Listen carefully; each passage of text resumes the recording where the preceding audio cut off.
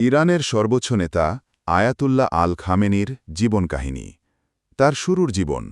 Ayatollah Syed Ali Husaini Khamenei জন্মগ্রহণ করেন ১৯৩৯ সালের ১৭ জুলাই ইরানের মাশহাদ শহরে।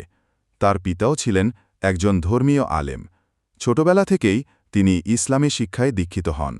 তিনি কোরআন, ফিকহ, হাদিস এবং আরবি ভাষায় পারদর্শিতা অর্জন করেন।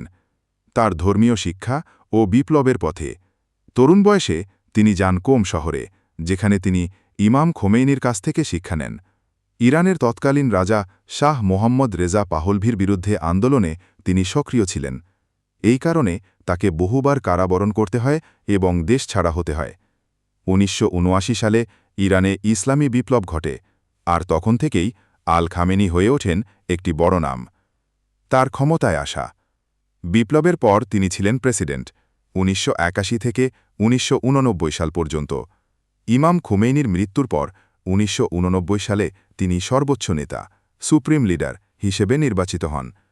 এই পদে থেকে তিনি শুধু ধর্মীয়ই নন, রাজনৈতিক, সামরিক ও বিচার বিভাগের উপরেও নিয়ন্ত্রণ রাখেন। তার বিতর্ক ও সমালোচনা। তার শাসনামলে ইরান মানবাধিকার লঙ্ঘন, ইসরায়েল বিরোধী অবস্থান এবং পার্শ্ব মানবিক কর্মসূচি নিয়ে বিশ্বজুড়ে আলোচনায় আসে। অনেকে তাকে কঠোর শাসক হিসেবে আখ্যা দেন, আবার অনেকেই মনে করেন তিনি ইসলামী মূল্যবোধকে রক্ষা করেছেন। তার বর্তমান অবস্থান ও প্রভাব। আজ তিনি মধ্যপ্রাচ্যের অন্যতম প্রভাবশালী নেতা।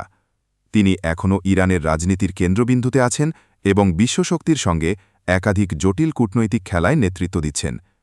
তার নাম শুধু ইরান নয়, সারা বিশ্বের জন্যেই এক গুরুত্বপূর্ণ রাজনৈতিক পরিচয়। তার আউটরোন, শেষ কথা। আয়াতুল্লাহ আল খামেনির জীবনকাহিনী আমাদের শেখায় একজন ধর্মীয় নেতা কিভাবে একটি পুরো রাষ্ট্রের নিয়ন্ত্রণ নিজের হাতে নিতে পারেন। এই ভিডিও ভালো লাগলে লাইক, শেয়ার ও সাবস্ক্রাইব করতে ভুলবেন না। আবারও ফিরে আসব নতুন কিছু নিয়ে। তাই এই পর্যন্ত সবাই ভালো থাকবেন, সুস্থ থাকবেন।